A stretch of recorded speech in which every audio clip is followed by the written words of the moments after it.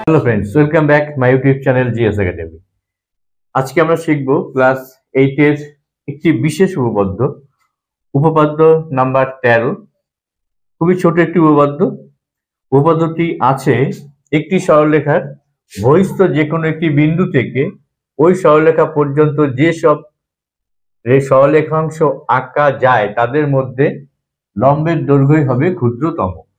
এই উপপাদ্যটিকে আমরা আজকে হাতে কলমে আমরা শিখে একটি সরলরেখা নেওয়া হলো, নাম দেওয়া হলো এবি। এবি একটি সরলরেখা।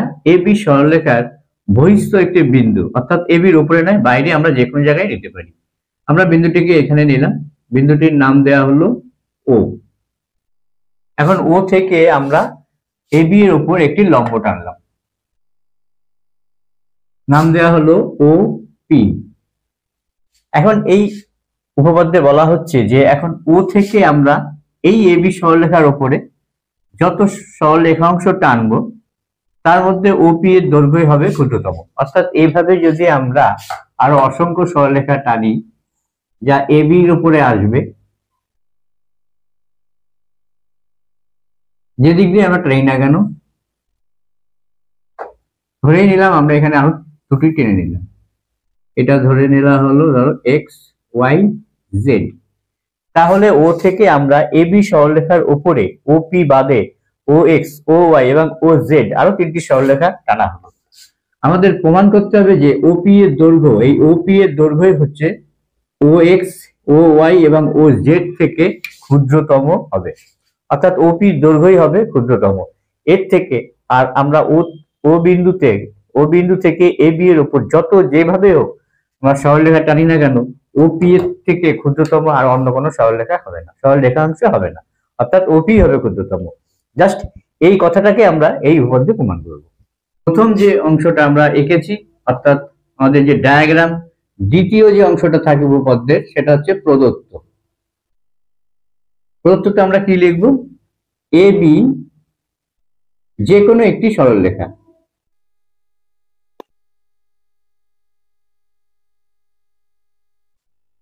আমরা কি লিখলাম প্রদত্ততে? এ বি যে কোনো একটি সরলরেখা, এ বি যে কোনো একটি সরলরেখা ও এ বি সরলরেখার বহিস্থ একটি বিন্দু এবং ওপি এ বি সরলরেখার উপর লম্ব।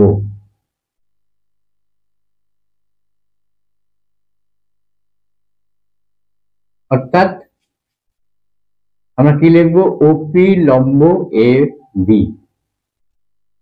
এটা আমাদের দেওয়া আছে এবং এটা স্বীকার করা হচ্ছে যে ওপি এ বি এর উপর লম্ব। যে কোনো ভাবে যুক্ত করা হয়নি, অর্থাৎ ওপি যে লম্ব এটা আমাদের দেখো কোশ্চেনের মধ্যেই এই অংশটা স্বীকার করা আছে এবং এটাই আমাদের সবচেয়ে বড় আমাদের পয়েন্ট হবে এই উপপাদ্যের প্রমাণটা করতে গেলে। এবার আমরা আসি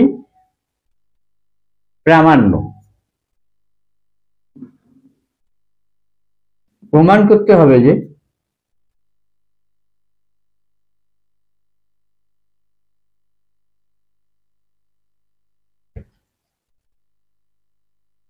ও বিন্দু থেকে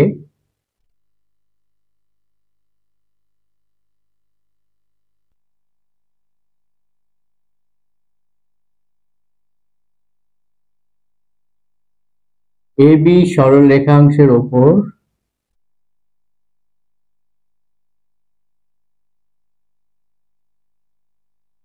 যেসব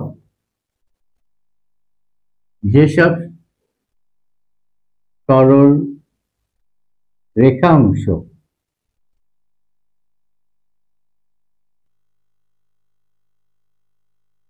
আঁকা যাবে তাদের মধ্যে ওপি এর দৈর্ঘ্য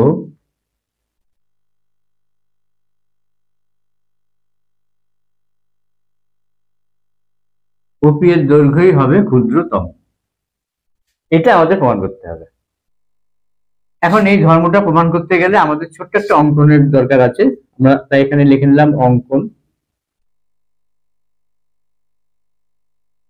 আমরা এ বি এর উপরে যে কোনো জায়গায় আমরা একটা বিন্দু নেব। আমরা ধরলাম এখানে একটা বিন্দু নিলাম, বিন্দুটির নাম দেওয়া হলো কিউ। এবার কিউ বিন্দু নেওয়ার পরে আমরা ও কিউ কে যুক্ত করলাম।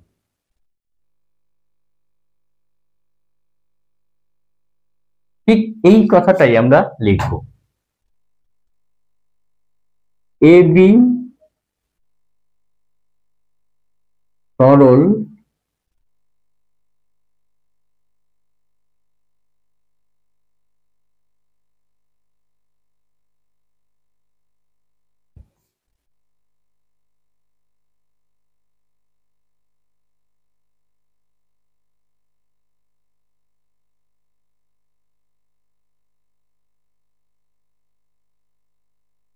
অর্থাৎ কি করা হলো, এ বি সরলরেখাংশের ওপর যে কোনো একটি বিন্দু কিউ নেওয়া হলো, অর্থাৎ যে কোনো জায়গায় বিন্দুটিকে নেওয়া হলো। তাহলে এই আমাদের চতুর্থ ধাপ। ধাপ নাম্বার 1 ছিল আমাদের ডায়াগ্রাম, প্রদত্ত 2 নাম্বার, প্রামাণ্য 3, অঙ্কন 4। চারটে ধাপ হয়ে গেছে। এখন আমাদের এই শর্তটাকে প্রমাণ করতে হবে। তার জন্য আমরা এখানে লিখব কি, প্রমাণ। এখন দেখো, ও কিউ যুক্ত করার সাথে সাথে আমরা যেটা পেলাম যে ও পি কিউ একটি ত্রিভুজ উৎপন্ন করলো। তাহলে আমরা লিখবো এখানে ত্রিভুজ ও পি কিউ। এটা ত্রিভুজ হলো এর অ্যাঙ্গেল ও পি কিউ সমান সমান এক সমকোণ। এটা কেন এক সমকোণ হলো তোমরা নিশ্চয়ই বুঝতে পেরেছো, যে এখানে আমাদের কোশ্চেনে স্বীকার করা আছে যে ওপিটা হলো এ বি এর উপর লম্ব, আর লম্ব মানে 90 ডিগ্রি কোণ। তাহলে এটা আমরা লিখলাম ঠিক সেইভাবেই যে এই অ্যাঙ্গেলটি ও পি কিউ, অর্থাৎ এই অ্যাঙ্গেলটি হচ্ছে এক সমকোণ। এখানে আমরা যুক্তি দেখিয়ে দেবো কিভাবে, ও পি লম্ব এ বি, অর্থাৎ এই শর্তে আমরা এটাকে বলতে পারছি যে ওপি কিউ এটি এক সমকোণ, অর্থাৎ 90 ডিগ্রি কোণ এটা। এবার আমরা কি করব, আমরা এই কোণটিকে নেব, অর্থাৎ ও কিউ পি, এবং এটা লিখবো আমরা এইভাবে, O Q P less than angle O P Q. অর্থাৎ বলছি যে এই কোণটি এই কোণের থেকে, অর্থাৎ এই কোণ থেকে ছোট হবে।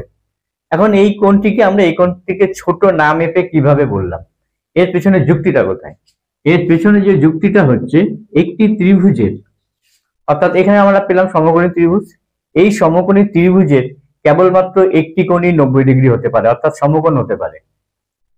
আর অপর যে দুটি কোণ, এই কোণটি এবং এই কোণটি, সেটা অবশ্যই 90 থেকে কমই হবে, অর্থাৎ কমই হতে হবে। কারণ আমরা জানি একটি ত্রিভুজের 3টি কোণের সমষ্টি 180 ডিগ্রি বেশি হতে পারে না। তাহলে একটি যদি 90 ডিগ্রি হয়ে যায়, তাহলে বাকি দুটো অবশ্যই কোনো কোণই 90 থেকে বেশি হতে পারে না, এটা অসম্ভব ব্যাপার। তাহলে এই কোণটি অবশ্যই এর থেকে ছোট এবং এই কোণটি অবশ্যই এর থেকে ছোট, কিন্তু আমরা এই কোণটিকে নিচ্ছি কেননা এর অপোজিট বাহুটা আছে এই ওপি। এই কারণে আমরা এই কোণটিকে সিলেক্ট করলাম, এই কোণটিকে কিন্তু আমরা সিলেক্ট করলাম না। অর্থাৎ ও কিউ পি কোণটিকে আমরা এর সঙ্গে তুলনা করলাম, অর্থাৎ এই কোণটার সাথে এই কোণটিকে তুলনা করছি। তাহলে আমরা যেভাবে সিদ্ধান্ত নিলাম যে O Q P less than O P Q, এইটা আমরা পাশে লিখে দিতে পারি, যেহেতু একটি ত্রিভুজের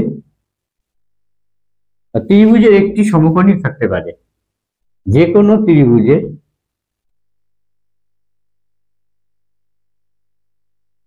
কেবলমাত্র একটি সমকোণ থাকতে পারে।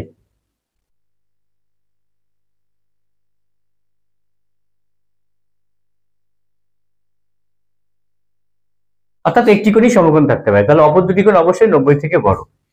এবার আমরা দেখতে পাচ্ছি কি, ও কিউ পি এই কোণটির অপোজিটে যে বাহুটি আছে তার নাম হচ্ছে ওপি।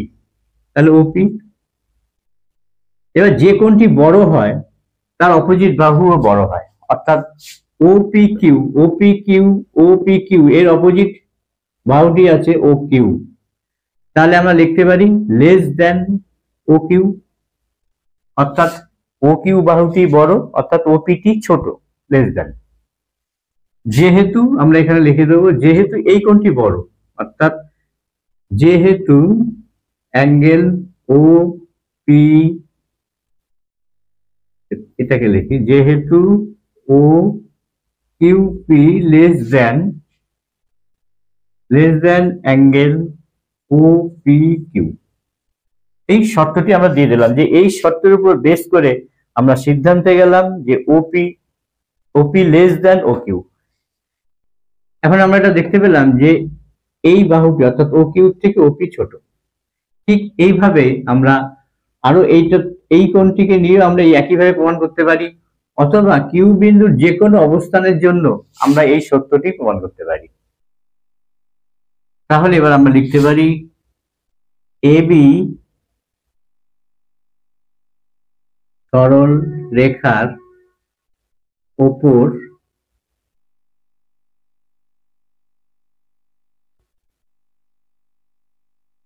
পি বিন্দু ছাড়া কিউ যে কোনো একটি বিন্দু,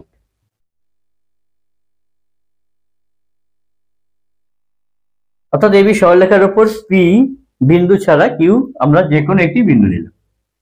এখন আমরা লিখবো কিউ বিন্দুর যে কোনো অবস্থানের জন্যই ওপি অর্থাৎ বা ও কিউ এটার দেন ওপি। আমরা লিখবো এবি সরল রেখার ওপর কিউ বিন্দুর যে কোনো অবস্থানের জন্য, কথাটা আবার বলছি, এবি সরলরেখার উপর কিউ বিন্দুর যে কোনো অবস্থানের জন্যই ও কিউ গ্রেটার দেন ওপি হবে, অর্থাৎ ও কিউটাই বড় হবে। কিউ বিন্দুটাকে আমরা যেখানেই বসাই না কেন ওপির থেকে সে সর্বদা বড়ই হচ্ছে। তাহলে আমরা লিখতে পারি সিদ্ধান্ত লাস্ট, অতএব ওপি এর দৈর্ঘ্যই ক্ষুদ্রতম। এটাই ছিল প্রমাণ। তাহলে বন্ধুরা আজকে এখানে শেষ করছি, আগামী দিন আবার আরেকটি ভিডিও নিয়ে তোমাদের সামনে হাজির হব। তোমাদের সকলের জন্য শুভেচ্ছা রইল, গুড বাই।